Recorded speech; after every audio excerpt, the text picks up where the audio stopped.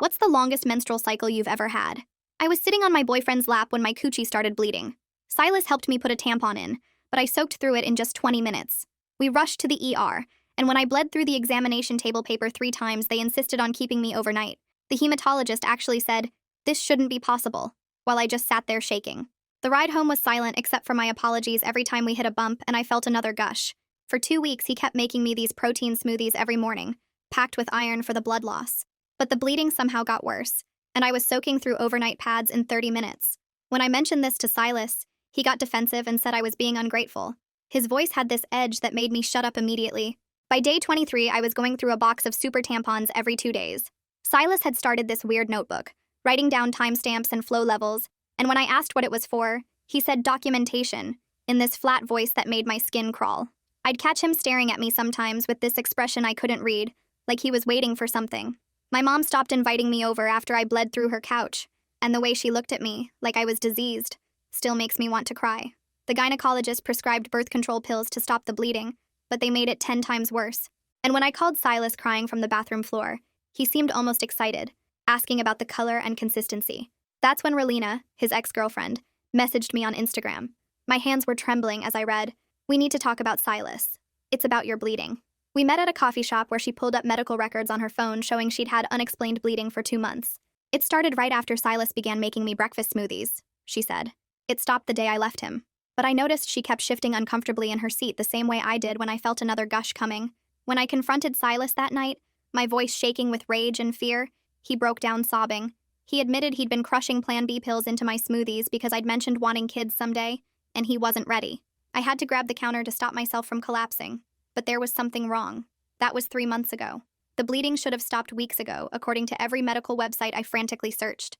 He moved out immediately, grabbing that notebook like it was precious, and I was too exhausted to stop him. Day 65 came with blood still pouring out of me. Relina finally admitted she'd lied about it stopping, pulling adult diapers from her purse. A few weeks later, I was buying pads at the pharmacy when I ran into Silas. He was already with his new girlfriend, Emily. The way he smirked made bile rise in my throat, especially when I saw Emily buying iron supplements. The detective I'd finally convinced to investigate called me 2 weeks later. They'd found Silas's search history from before he met any of us. Hundreds of searches about permanent menstruation, and medical journal articles about untraceable poisons that trigger endless hemorrhaging. I threw up after that call, dry heaving over the toilet. His mother reached out after hearing about the investigation. When we met, she lifted her shirt slightly to show me her adult diaper, whispering Silas's father had done this to her 30 years ago. Her eyes were so empty when she said 30 years, I actually whimpered.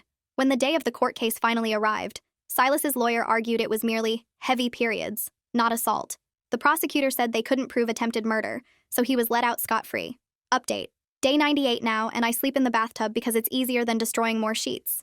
Last night, I found his old laptop hidden in the closet.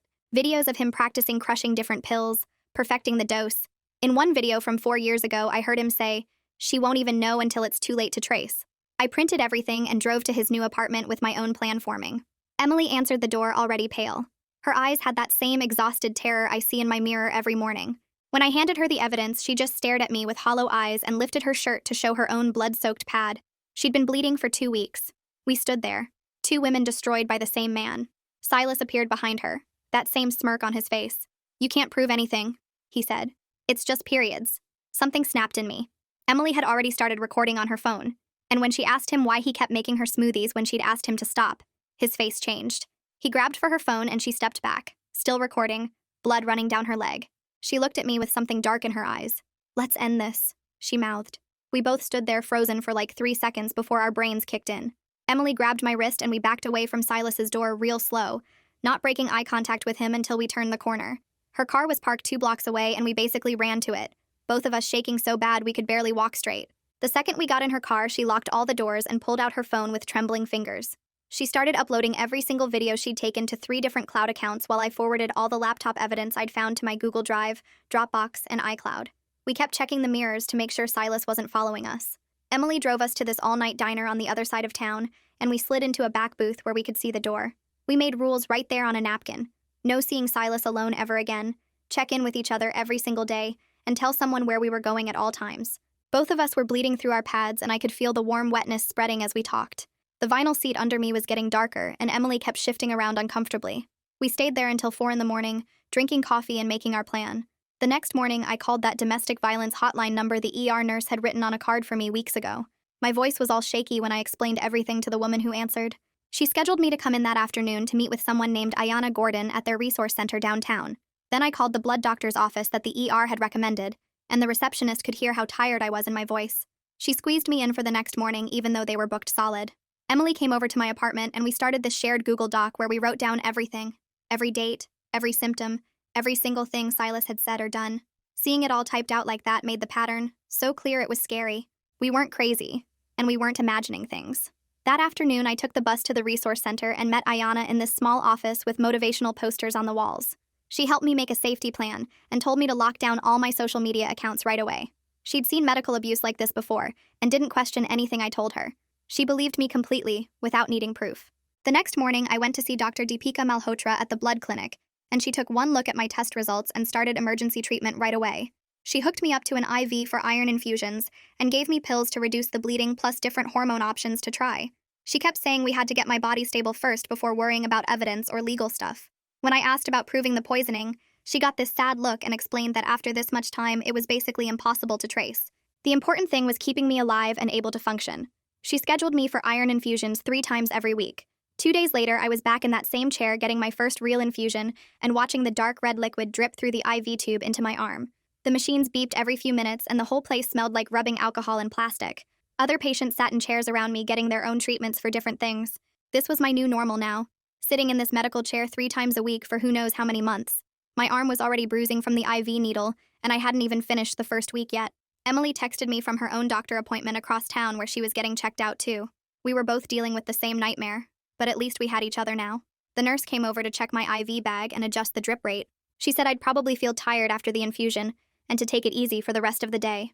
I watched other patients come and go while my treatment continued, some of them looking just as exhausted as I felt.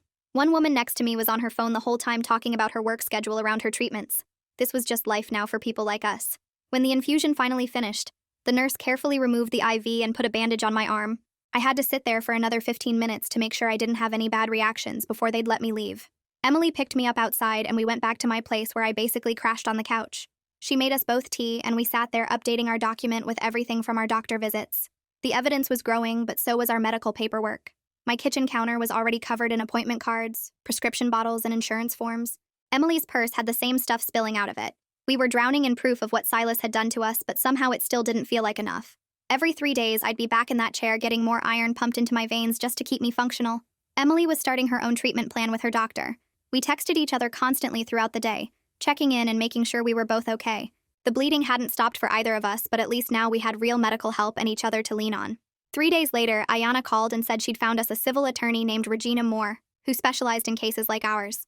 Regina's office was in this old building downtown with creaky floors and fluorescent lights that buzzed the whole time we talked. She had stacks of folders on her desk and kept taking notes while Emily and I went through everything that had happened. Regina looked at the videos on Emily's phone and the laptop evidence I'd printed and started nodding like she'd seen this pattern before.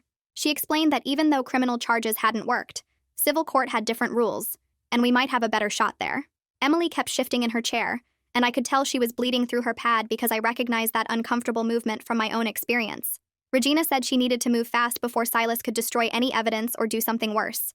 Within an hour of us leaving her office, Regina had already sent legal letters to preserve evidence to Silas's apartment building, his workplace, and his internet provider.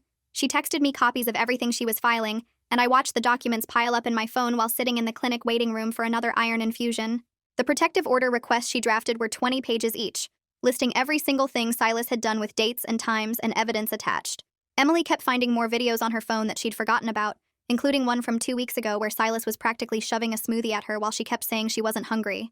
In the video, you could hear him getting mad, his voice getting that sharp edge I remembered so well, demanding she drink it because he'd made it special for her. Emily's hand was shaking as she forwarded it to Regina, and I held her other hand while we sat in my car outside the clinic. That evening, my phone started going crazy with notifications from Instagram and Facebook. Silas had posted this vague thing about how some people make up stories when relationships don't work out, and how he was targeted by bitter exes. He didn't use our names, but everyone knew who he meant, because mutual friends started messaging me asking what was going on. Some of them seemed concerned, but others were clearly taking his side, asking why I was trying to ruin his life over a bad breakup. My hands were shaking as I screenshot everything before he could delete it later. Ayanna called me right away when she saw the posts, because Emily had sent them to her too. She came over to my apartment with a notebook and showed me how to document every single contact attempt, even the indirect ones through friends. She wrote out this script for me to use if anyone contacted me about Silas, and made me practice saying it out loud until it felt natural. The words were simple but firm, and I taped them next to my phone as a reminder. 2 days later, Regina brought in this guy named Adrian Rosen, who did digital forensics for court cases.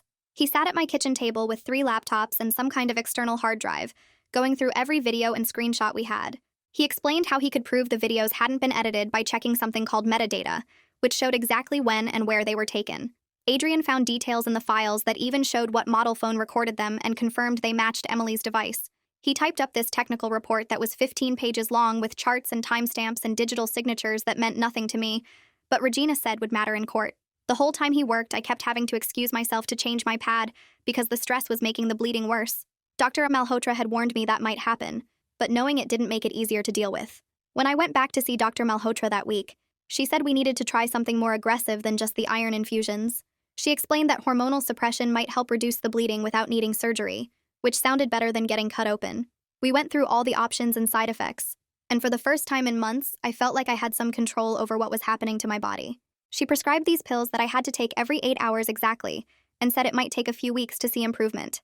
Taking those pills felt like fighting back somehow, like I was finally doing something active instead of just bleeding and waiting. Emily texted me that night in a panic, because she was still living with Silas and had nowhere else to go. Her family lived across the country, and she couldn't afford to just leave her job and start over somewhere else. She'd hidden a second phone in her car that automatically uploaded everything to the cloud because she was scared Silas would find her main phone and delete the evidence. Every time he made her a smoothie now, she was secretly recording, even though it made her sick with fear that he'd catch her. The next morning, Emily sent me an audio file that made my whole body tense up. Silas's voice was clear as he stood over her saying she needed to drink the smoothie he'd made because she looked pale and needed the vitamins. When she said she wasn't hungry, his tone changed to that controlled anger I knew too well. You could hear him practically growling the words, "Just drink it," and then the sound of the glass being set down hard on a table. Emily's breathing in the recording was shaky, and you could hear her swallowing, probably forcing herself to drink it to avoid a fight. She texted me after that she'd only pretended to drink it, and had poured most of it down the sink when he went to the bathroom.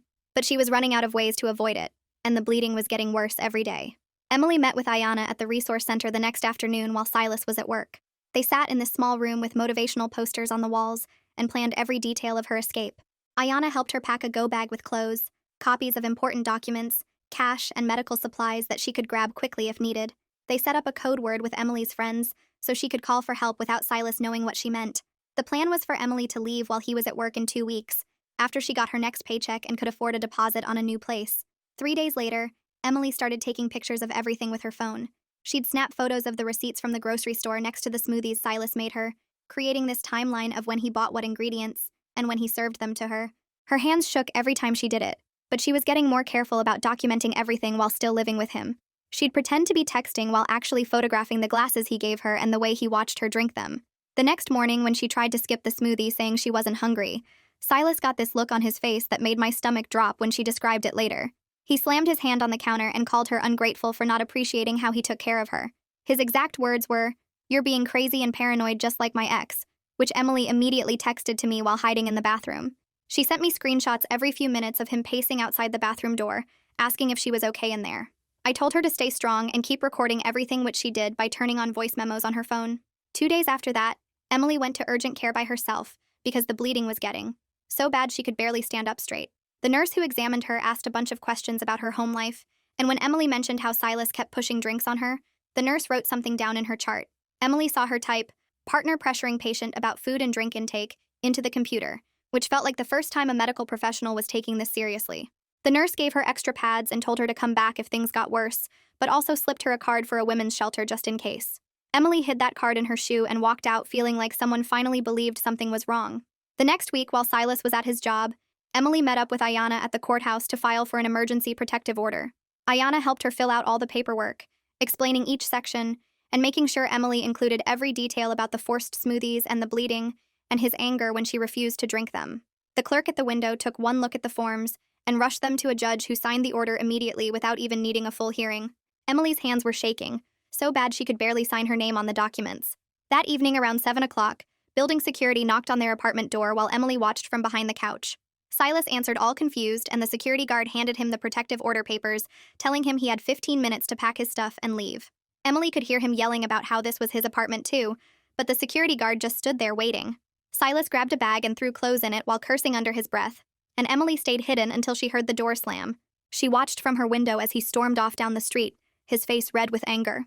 The security guard came back up to check on her and said they'd put his photo at the front desk, so he couldn't get back in the building. Emily thanked him, but she knew she couldn't stay there much longer. She started packing her own stuff that night, throwing everything into boxes and trash bags as fast as she could. Her friend from college lived across town and had already said Emily could crash there as long as she needed. Emily changed all her routines too, taking different buses to work and shopping at different stores so Silas couldn't find her. Losing her apartment hurt because she'd lived there for 3 years and had made it feel like home, but being safe was worth giving that up.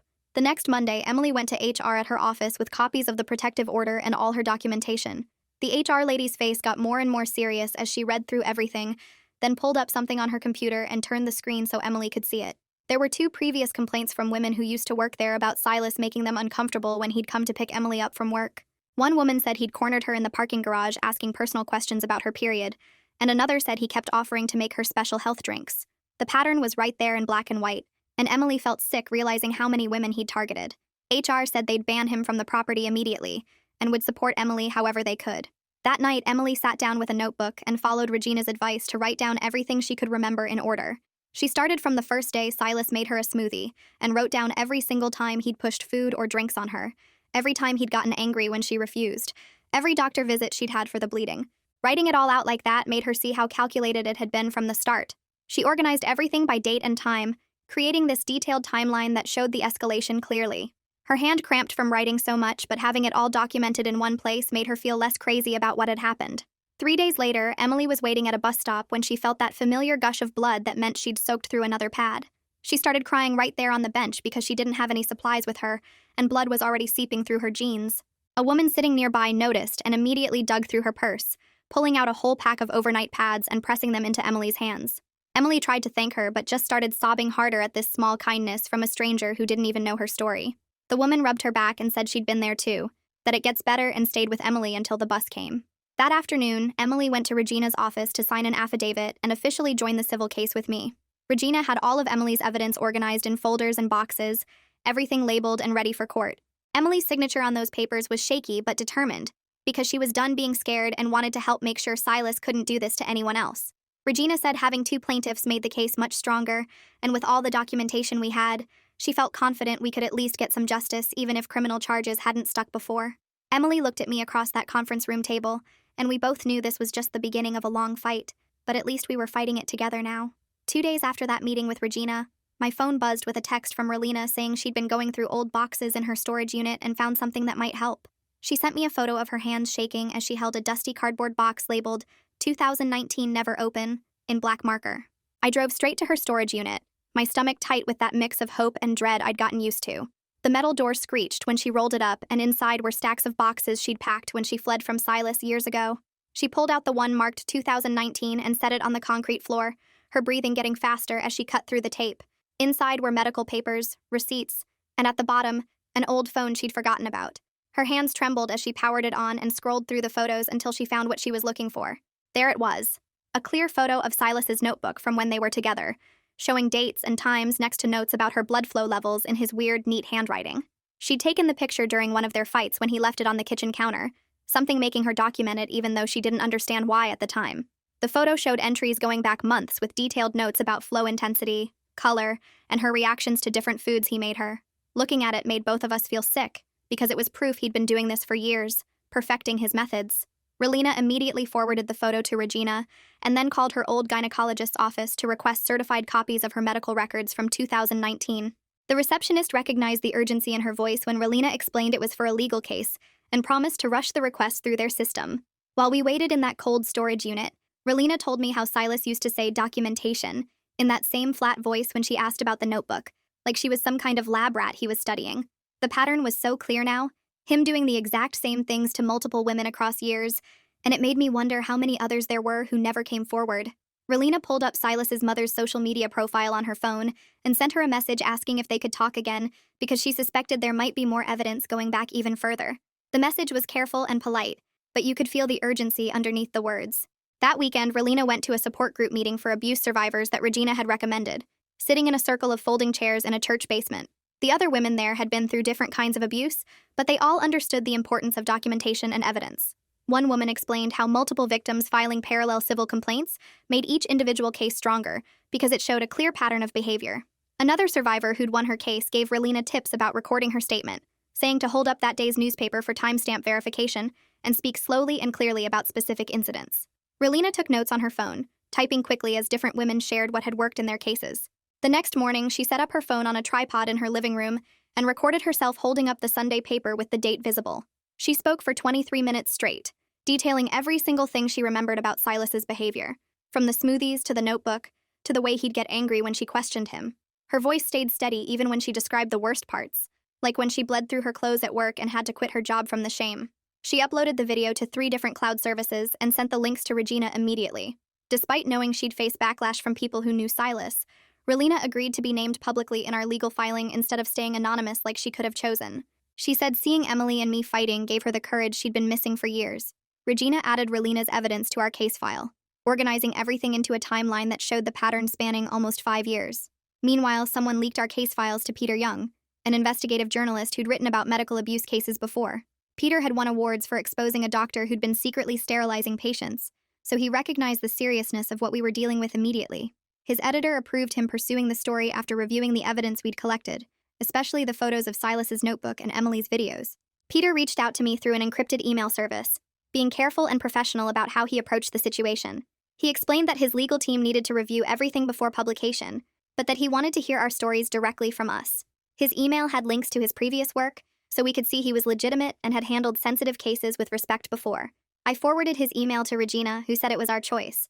But that media attention often helped cases like ours when the criminal justice system had failed.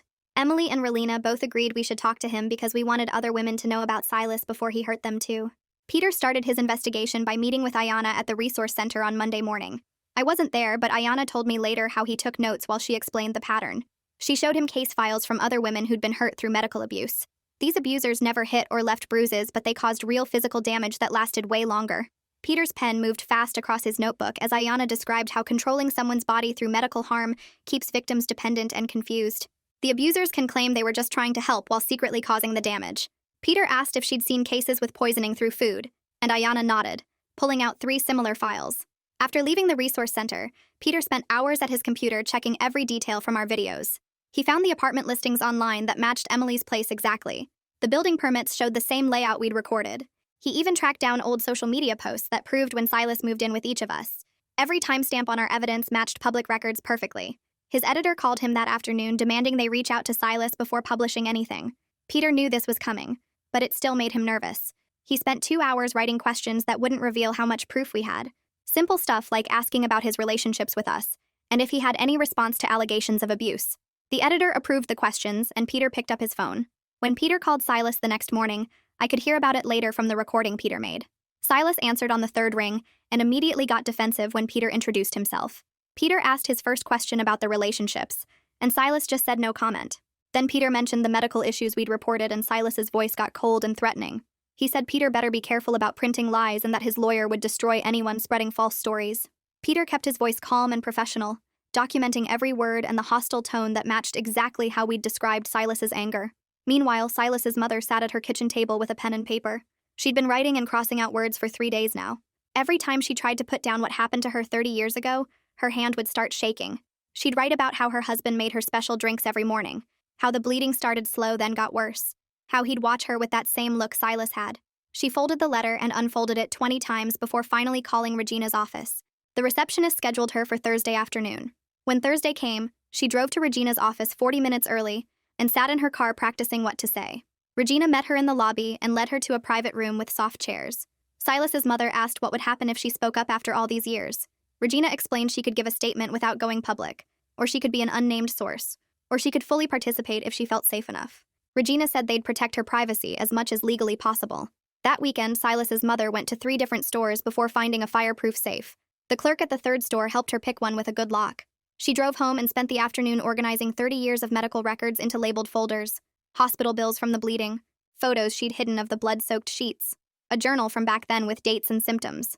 She put everything in the safe and hid it in her closet behind old coats. The next time she met with Regina, she brought one specific memory that had been haunting her.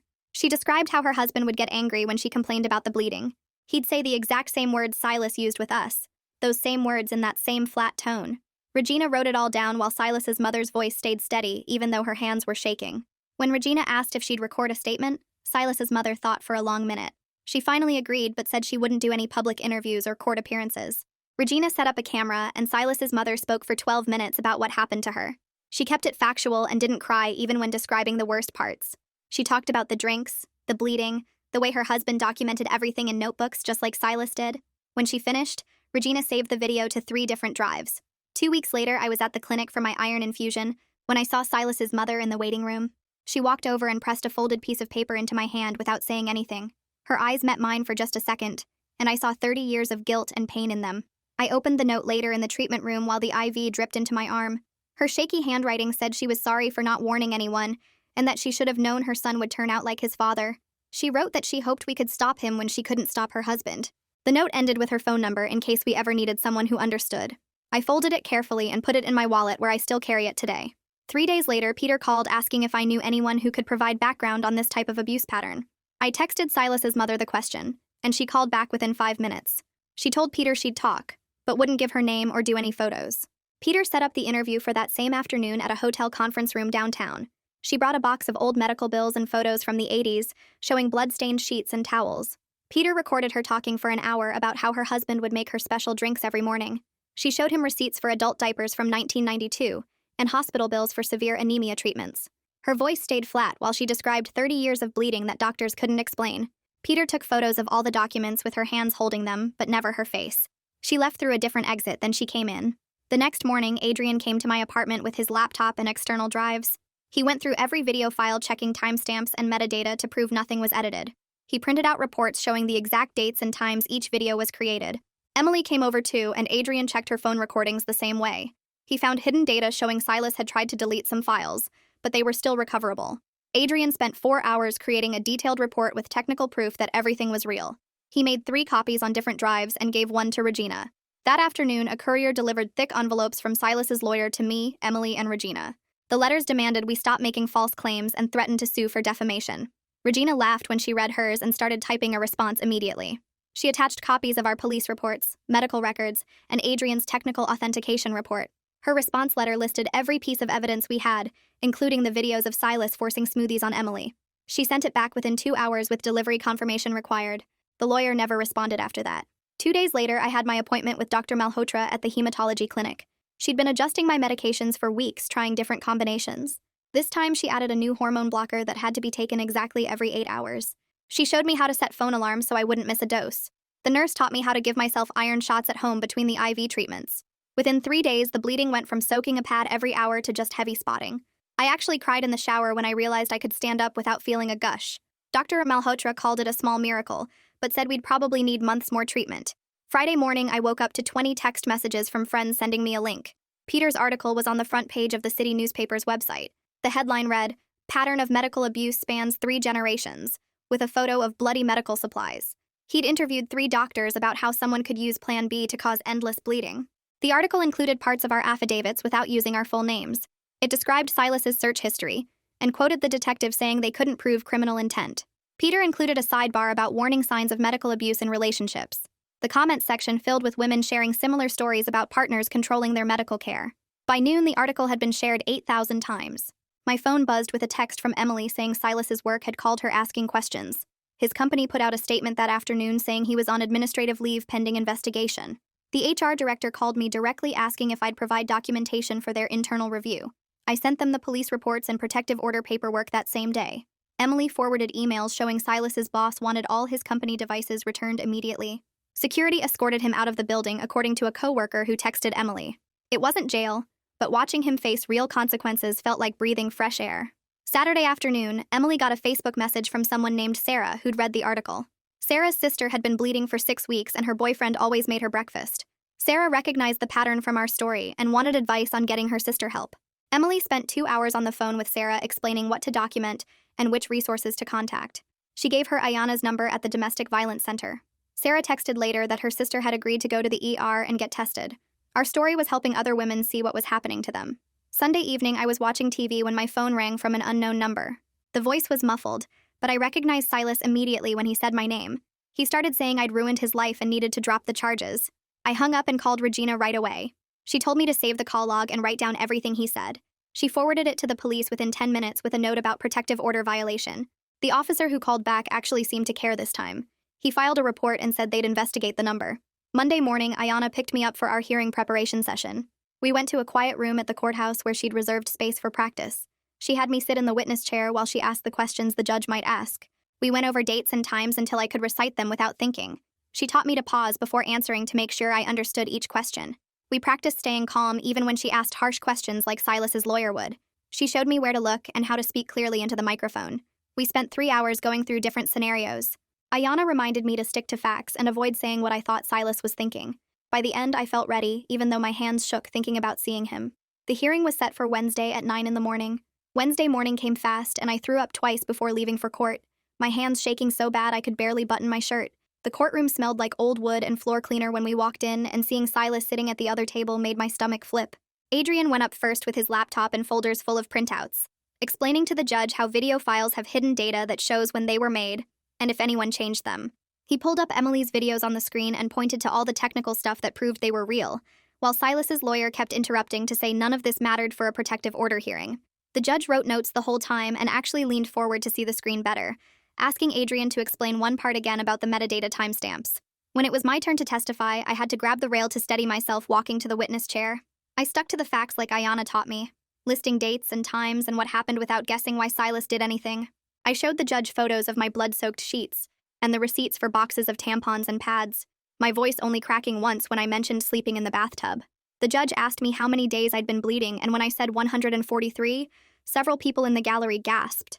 Emily came up next and played the audio from her phone where Silas was telling her to drink the smoothie, his voice getting sharper when she said she wasn't hungry. The whole courtroom went quiet listening to him say, "Just drink it," in this cold voice that made my skin crawl all over again. People shifted in their seats, and I saw one woman in the gallery touch her stomach like she felt sick. The judge's face got harder, and she asked Emily to play it one more time, taking notes about the exact words Silas used. Then came the part where Silas had to answer questions, and his lawyer tried to keep him calm, but you could see him getting mad. The lawyer asked him about the smoothies and why he made them, and Silas started talking faster and louder about how we were making a big deal out of nothing. Then he said it, just blurted it out while waving his hands around. It was just Plan B. They're overreacting about some pills. The whole courtroom went dead silent, and even his lawyer's mouth dropped open. The court reporter asked him to repeat what he said, and Silas realized what he'd done, his face going white. The judge took off her glasses and stared at him for a long moment before calling a recess. We sat in the hallway for 20 minutes while the lawyers talked to the judge in her chambers, and when we came back in, the judge looked even more serious. She granted Emily and me protective orders for a full year, telling Silas that if he came within 500 feet of us or tried to contact us in any way, he'd go straight to jail. She said the criminal prosecutor's office would be getting a transcript of today's hearing, and they could decide about filing new charges. Silas had to turn in any weapons he owned within 48 hours, and the bailiff walked him out first, so we wouldn't have to pass him in the hallway. The next morning, I met with Dr. Malhotra at her office, where she laid out all my options on her desk like a menu.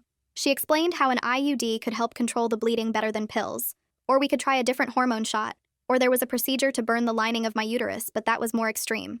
I picked the hormone shot because I could stop it if it made things worse, and for the first time in months, I got to choose what happened to my own body. She gave me the first shot right there in the office, and scheduled me to come back every month to check my iron levels and adjust the dose.